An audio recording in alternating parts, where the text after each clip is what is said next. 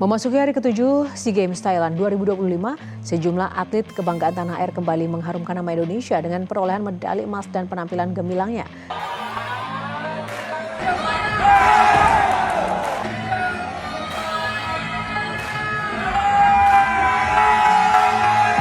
Với trách nhiệm là cơ quan đồng chủ trì hội thảo, trong thời gian qua, langsung bikin heboh seluruh kawasan. Menteri Olahraga Vietnam buat pernyataan sangat keras dan menohok soal kecurangan besar dan Thailand di SEA Games 2025 demi jadi juara umum dan sabotase Indonesia. Bahkan dilaporkan hampir 50 medali emas yang diperoleh adalah hasil curang. Safi Sali sampai bilang keras kayak gini di hadapan publik, validkah?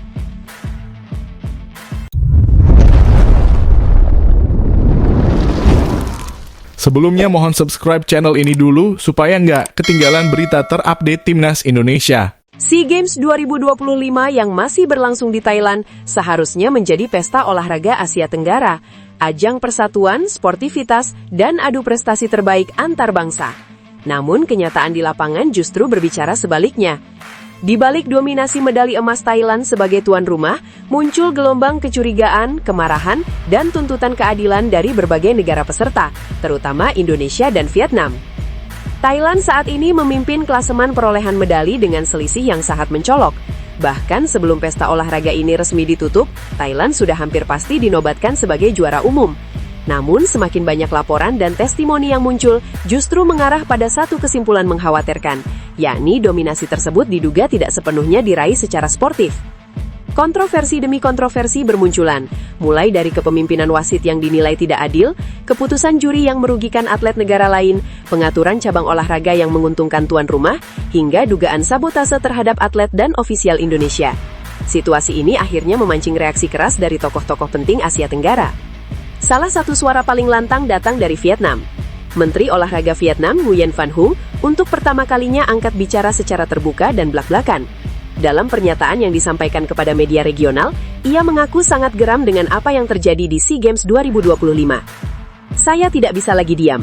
Apa yang dilakukan Thailand sebagai tuan rumah sudah melampaui batas sportivitas. Ini bukan lagi soal keunggulan teknis atau persiapan atlet, tetapi soal manipulasi sistematis demi mengejar medali emas terbanyak, ujar Nguyen Van Huong dengan nada tegas. Ia menyebut bahwa Federasi Olahraga ASEAN tidak boleh menutup mata. Menurutnya, laporan yang masuk bukan bersifat sporadis, melainkan pola yang berulang dan terstruktur. Kami menerima banyak laporan tentang wasit yang tidak adil, panitia pelaksana yang tidak sportif, bahkan ada laporan kuat mengenai sabotase terhadap atlet dan tim ofisial Indonesia. Semua ini mengarah pada satu tujuan, yaitu keuntungan maksimal bagi kontingen Thailand. Lanjutnya, yang paling mengejutkan, Nguyen Van Huong mengungkapkan adanya temuan awal yang sangat serius. Ada laporan internal yang menyebut hampir 50 medali emas Thailand sebenarnya tidak sah. Jika ini diusut dengan jujur, transparan dan tanpa ditutup-tutupi, maka Thailand seharusnya tidak menjadi juara umum. Saya bahkan yakin dalam kondisi yang adil, Indonesia lah yang pantas menjadi juara umum SEA Games 2025, tegasnya. Pernyataan tersebut langsung menggemparkan kawasan. Vietnam yang dikenal berhati-hati dalam diplomasi olahraga, kali ini memilih bersikap keras. Bagi Nguyen Van Huong, ini bukan soal rivalitas, melainkan soal masa depan kredibilitas SEA Games. Jika praktik seperti ini dibiarkan, maka SEA Games akan kehilangan makna. Atlet bertanding dengan jujur, tetapi hasilnya ditentukan di meja wasit dan ruang panitia, katanya. Tak hanya dari Vietnam, kecaman juga datang dari Malaysia. Namun yang menarik, suara itu justru muncul dari seorang legenda sepak bola yang dikenal sebagai rival Indonesia, Safi Sali. Dalam sebuah wawancara yang viral, Safi Sali mengaku sangat kecewa dan marah setelah mengetahui berbagai laporan kecurangan yang diduga dilakukan Thailand. Saya benar-benar geram. Selama ini Thailand selalu mengklaim diri sebagai negara yang bersih, profesional, dan layak jadi panutan Asia Tenggara. Tapi kalau semua laporan ini benar, maka citra itu runtuh seketika, ujar Safi Sali tanpa basa-basi. Safi Sali menegaskan bahwa rivalitas tidak boleh mengalahkan prinsip. Malaysia memang rival besar Indonesia, tapi kalau bicara soal sportivitas, saya akan selalu berdiri di sisi yang benar. Dalam kasus ini, Indonesia jelas dirugikan, dan saya mendukung penuh Komite Federasi Olahraga ASEAN untuk menghukum berat Thailand, katanya.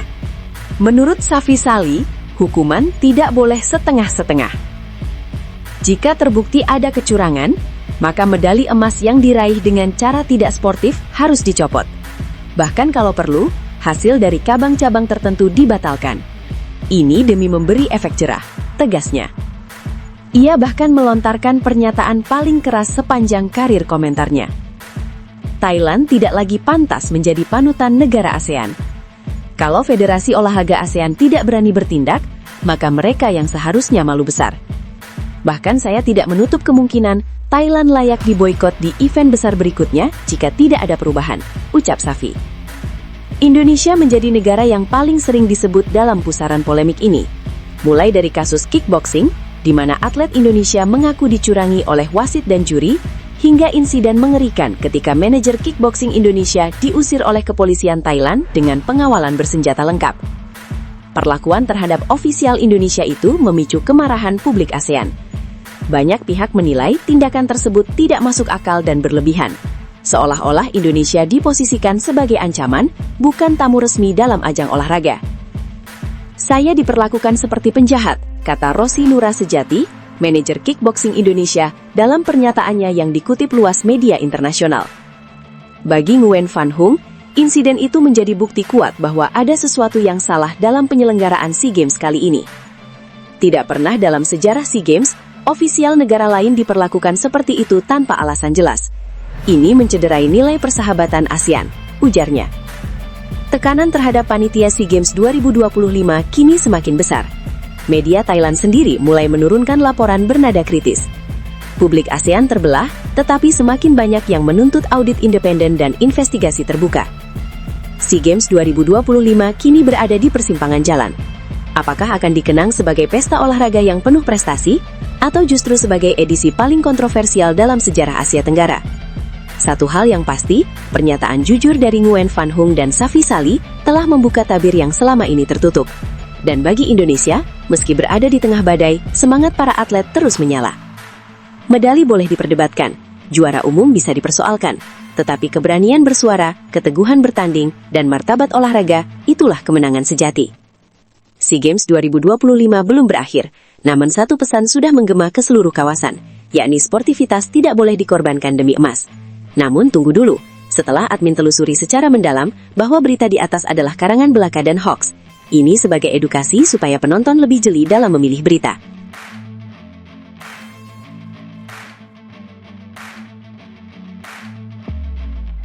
Nah, gini dong, mantap! Target Timnas Indonesia lolos Piala Dunia 2030. PSSI tak mau dapat pelatih seperti Patrick Kluivert lagi. Teka-teki mengenai siapa sosok yang akan menjadi pelatih anyar Timnas Indonesia tampaknya tinggal menunggu waktu untuk terjawab. Hingga kini, posisi kursi kepelatihan skuad Garuda memang masih kosong dan menjadi perhatian besar publik sepak bola tanah air. Seperti diketahui, Timnas Indonesia terakhir kali berada di bawah arahan Patrick Kluivert. Namun, kebersamaan tersebut berakhir setelah pelatih asal Belanda itu gagal membawa Timnas Indonesia lolos ke Piala Dunia 2026. Kegagalan tersebut membuat PSSI akhirnya mengambil keputusan tegas dengan mengakhiri kerjasama bersama Patrick Kluivert pada pertengahan Oktober 2025. Usai perpisahan tersebut, PSSI tidak serta-merta menunjuk pelatih baru. Proses pencarian pengganti Kluivert terbilang cukup panjang dan penuh kehati-hatian. Bahkan, situasi ini berdampak langsung pada agenda tim nasional, di mana Timnas Indonesia tidak memiliki jadwal FIFA Matchday pada November 2025 karena belum adanya pelatih kepala definitif. Meski demikian, harapan publik mulai kembali menguat. Teka-teki mengenai calon pelatih anyar Timnas Indonesia disebut-sebut akan segera terungkap dalam waktu dekat. PSSI dikabarkan menargetkan pengumuman pelatih baru paling lambat pada bulan depan, sehingga arah dan persiapan tim nasional bisa segera kembali jelas. Anggota Komite Eksekutif Exco PSSI, Endri Erawan, turut memberikan penjelasan terkait kriteria dan target besar yang akan diemban oleh pelatih baru tersebut. Ia menegaskan bahwa tugas yang menanti bukanlah hal ringan, karena federasi memiliki ambisi jangka panjang yang sangat serius. Endri menekankan bahwa Ketua Umum PSSI, Erick Thohir, menginginkan Timnas Indonesia mampu bersaing di level tertinggi dunia. Target yang dipasang pun tidak main-main, sehingga pelatih baru harus benar-benar memiliki kapasitas dan rekam jejak yang mumpuni. Pesan dari Pak Ketum PSSI, Erick Thohir dan Pak Sumarji, target kita tidak main-main. Kita ingin berusaha lolos di Piala Dunia 2030. Makanya kita harus cari pelatih kompeten, punya jejak karir bagus, dan terpenting well prepared, kata Endri. Pernyataan tersebut menegaskan bahwa PSSI tidak ingin mengulang kesalahan masa lalu. Pemilihan pelatih kali ini akan dilakukan dengan sangat selektif, mempertimbangkan pengalaman, kesiapan, serta visi jangka panjang yang sejalan dengan tujuan sepak bola Indonesia. Sejauh ini, Endri mengungkapkan bahwa ada 2 nama pelatih yang tengah didalami secara serius oleh PSSI.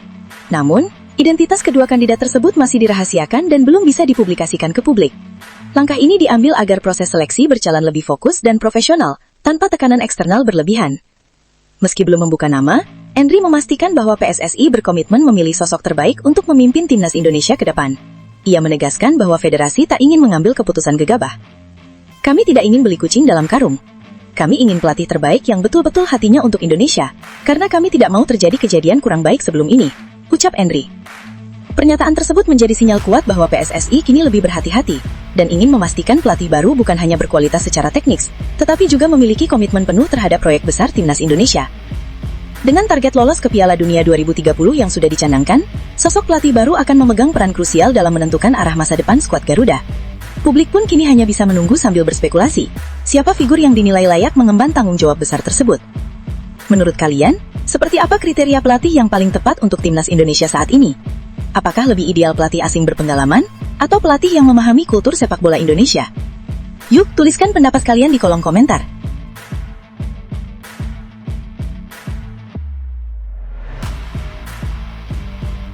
Pembuktian mantap. Lama tolak panggilan timnas Indonesia, karir Elkan Bagot kini semakin cemerlang bersama Ipswich Town di usianya sudah 22 tahun. Fans timnas auto bahagia dengarnya. Simak ulasannya di sini. Karir bek jangkung Elkan Bagot kembali menjadi sorotan. Pemain bertinggi badan 196 cm itu pernah membuat keputusan besar dengan menolak panggilan timnas Indonesia U23 yang kala itu tengah bersiap tampil di playoff Olimpiade Paris 2024. Namun hingga kini, perjalanan karir sepak bolanya dinilai belum menunjukkan perkembangan signifikan. Saat ini, Elkan Bagot masih aktif bersama Ipswich Town U21. Padahal dari sisi usia, ia sebenarnya sudah melampaui batas umur tim tersebut. Elkan kini berusia 22 tahun.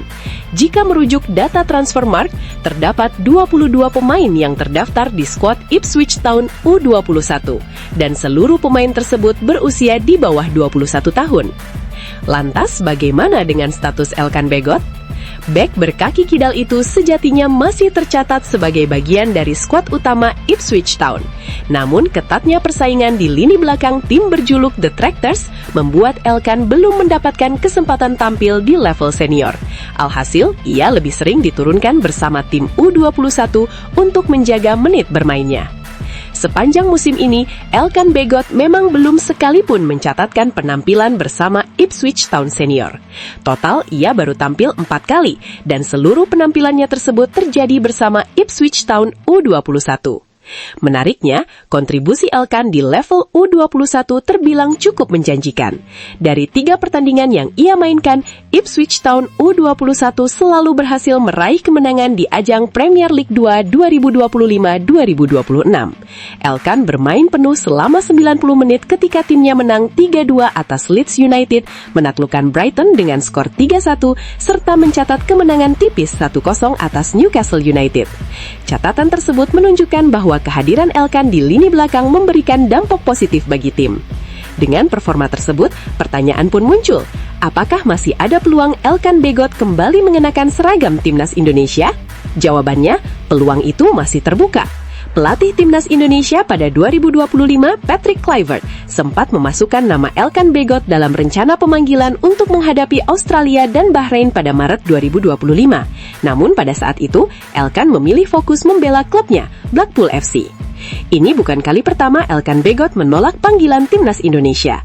Sebelumnya, ia juga pernah menolak panggilan saat timnas Indonesia bersiap menjalani 2 laga terakhir grup G babak kedua kualifikasi Piala Dunia 2022 zona Asia pada Juni 2021. Meski begitu, setelah keputusan tersebut, Elkan kembali memperkuat timnas Indonesia dalam periode November 2021 hingga Januari 2024. Situasi ini membuat perjalanan karir Elkan Bagot ke depan semakin menarik untuk diikuti. Harapannya, performa dan menit bermainnya terus meningkat sehingga ia bisa menjadi andalan Ipswich Town yang saat ini berkiprah di Liga 2 Inggris. Di sisi lain, publik sepak bola Indonesia tentu berharap Elkan suatu saat kembali menjadi bagian penting dari timnas Indonesia. Menurut kalian, apakah Elkan Bagot masih layak mendapat kesempatan kembali membela timnas Indonesia di masa depan? Atau ia sebaiknya fokus sepenuhnya mengembangkan karir di level klub terlebih dahulu?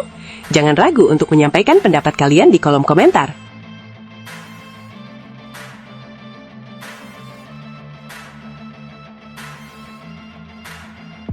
Akhirnya, terbongkar semua. Beberapa pemain buat pengakuan jujur bahwa timnas Indonesia mungkin bisa lebih baik bersama Shin Tae-yong. Mantan pelatih timnas Indonesia, Shin Tae-yong, akhirnya buka suara usai kegagalan skuad Garuda menembus putaran final Piala Dunia 2026. Pelatih asal Korea Selatan itu mengungkapkan bahwa dirinya dihubungi oleh sejumlah mantan anak asuhnya setelah Indonesia tersingkir di putaran keempat kualifikasi Piala Dunia 2026 zona Asia. Seperti diketahui, langkah timnas Indonesia harus terhenti setelah menelan hasil buruk di grup B putaran keempat. Tim yang saat itu ditangani Patrick Kluivert menelan kekalahan 2-3 dari timnas Arab Saudi, lalu kembali takluk 0-1 dari timnas Irak. Dua hasil negatif tersebut membuat Indonesia finish di posisi juru kunci grup dan resmi gagal mengamankan tiket ke Piala Dunia 2026. Kegagalan itu pun berdampak besar. PSSI akhirnya memutuskan untuk mengakhiri kerjasama dengan Patrick Kluivert beserta jajaran staf kepelatihannya. Padahal, Kluivert sebelumnya ditunjuk untuk menggantikan Shin Tae-yong ketika timnas Indonesia masih memiliki 4 laga tersisa di putaran ketiga. Pada fase tersebut, posisi Indonesia sebenarnya cukup menjanjikan karena hanya terpaut 1 poin dari Australia yang berada di peringkat kedua grup C, posisi terakhir yang memberikan tiket otomatis ke putaran berikutnya. Melihat kondisi tersebut, Shin Tae-yong tak menampik perasaan sedih dan kecewanya.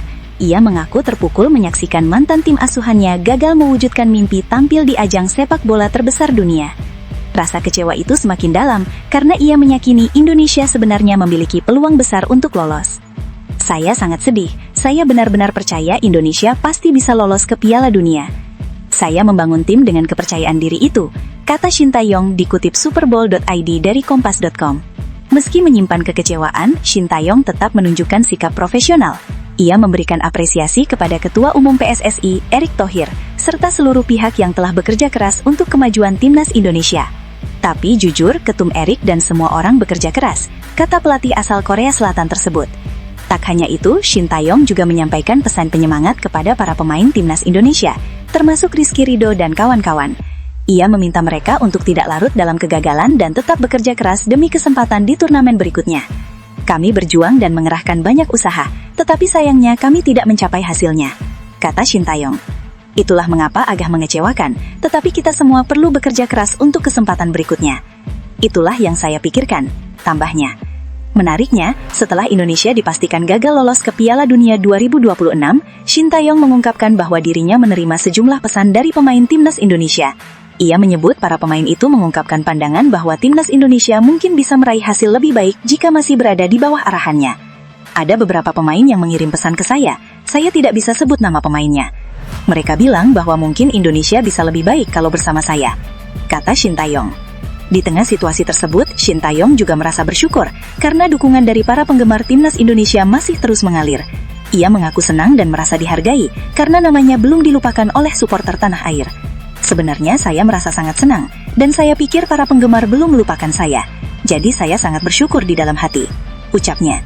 Meski demikian, pelatih berusia 55 tahun itu menegaskan bahwa hingga saat ini belum ada komunikasi apapun dari PSSI terkait kemungkinan dirinya kembali menangani skuad Garuda. Saya sama sekali tidak ada komunikasi dengan PSSI, kata Shin Tae-yong. Pernyataan jujur Shin Tae-yong ini tentu memantik beragam reaksi dari publik sepak bola Indonesia.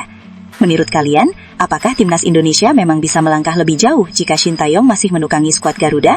Atau kegagalan ini murni bagian dari proses pembelajaran menuju masa depan yang lebih baik? Tulis pendapat kalian di kolom komentar.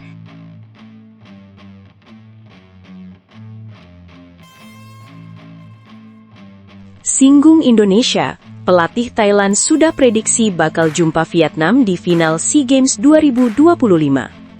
Pelatih timnas U22 Thailand Tawachai Damrong Ongtrakul akhirnya buka suara usai timnya memastikan satu tempat di partai puncak SEA Games 2025.